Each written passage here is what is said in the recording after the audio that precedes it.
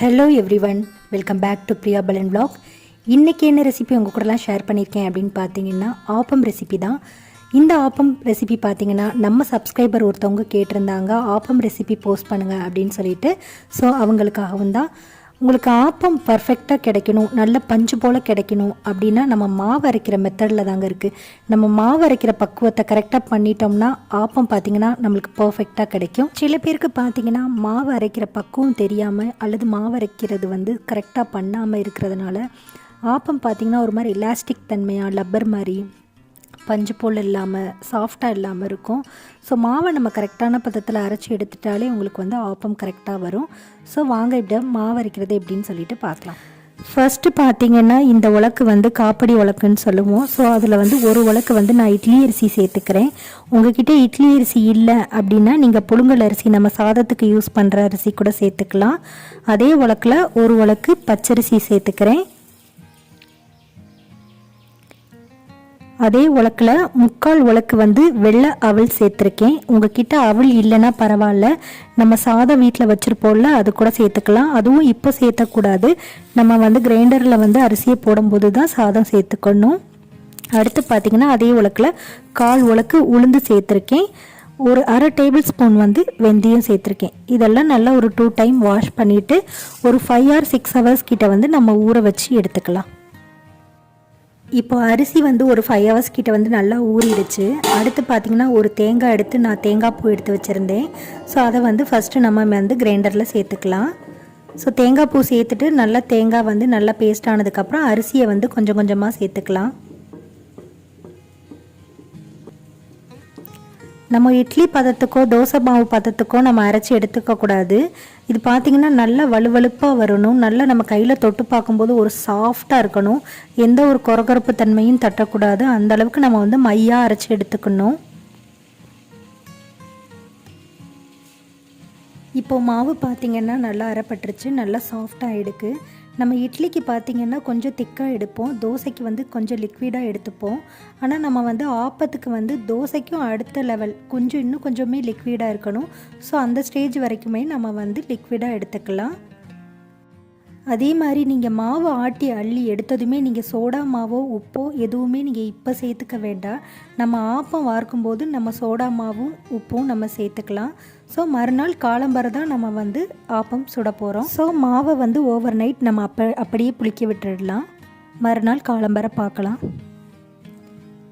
So நான் ஆப்பத்துக்கு இப்போ தேங்காய் பால் எடுத்து வச்சுருக்கேன்.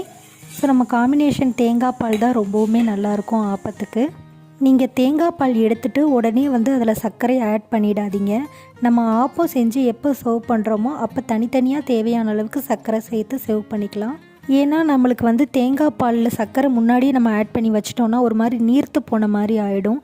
டேஸ்ட்டு பார்த்திங்கன்னா ரொம்ப சல்லுன்னு இருக்கும். நம்ம எப்போ சர்வ் பண்ணுறோமோ அப்போ தேங்காய் பாலில் சர்க்கரை கலந்து நம்ம சர்வ் பண்ணிக்கலாம்.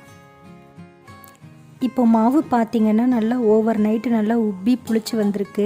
நம்ம மாவு அள்ளி வைக்கும்போது எவ்வளோ அளவு இருந்துச்சு, இப்போ நல்லா எவ்வளோ அளவு வந்திருக்கு பாருங்கள். இந்த ஸ்டேஜில் கொஞ்சம் போல் நம்ம ஆப்ப சோடா சேர்த்துக்கலாம். அண்ட் 1 டேபிள் ஸ்பூன் அளவுக்கு நான் சர்க்கரை சேர்த்துருக்கேன்.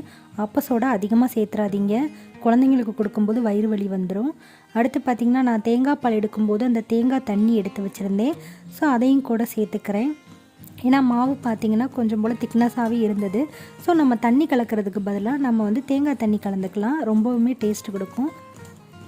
இப்போ இந்த மாவில் பார்த்திங்கன்னா கொஞ்சம் போல் உப்பும் சேர்த்துருக்கேன். ஸோ இதெல்லாம் நல்லா கலந்து எடுத்துக்கலாம். மாவு பார்த்திங்கன்னா நல்லாவே லிக்விடாக இருக்கணும், அப்போ தான் ஆப்பம் ஊற்றும்போது கரெக்டான வரும். இப்போ கொஞ்சம் போல் நான் நெய் தடவி க்ரீஸ் பண்ணியிருக்கேன். ஏன்னா நெய் ஊற்றும்போது பார்த்திங்கன்னா நம்மளுக்கு ஆப்பம் கொஞ்சம் மணமாகவும் இருக்கும், டேஸ்ட்டாகவும் இருக்கும்.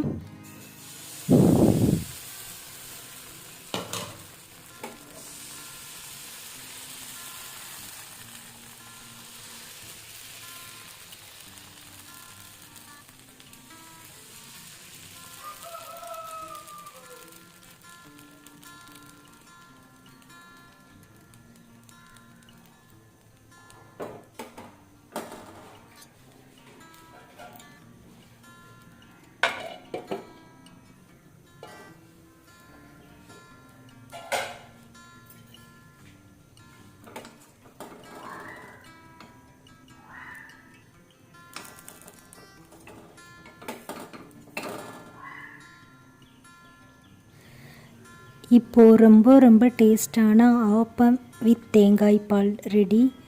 கண்டிப்பாக உங்கள் வீட்டில் நீங்கள் ட்ரை பண்ணி பாருங்கள், அட்டகாசமாக இருக்கும். அதுவும் நம்ம வந்து ஆப்பம் தேங்காய் பால் காம்பினேஷன் இன்னுமே ரொம்ப நல்லாயிருக்கும்.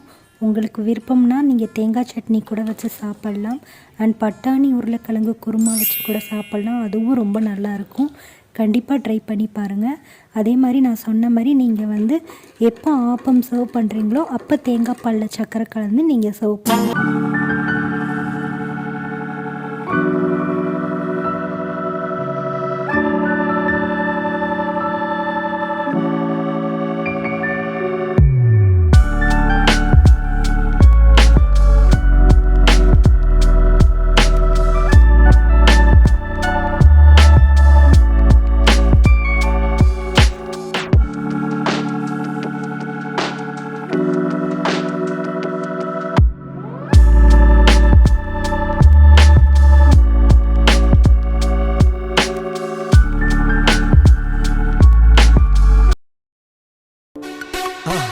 மறக்காம சர்ப்ரைஸ் பண்ணுங்க.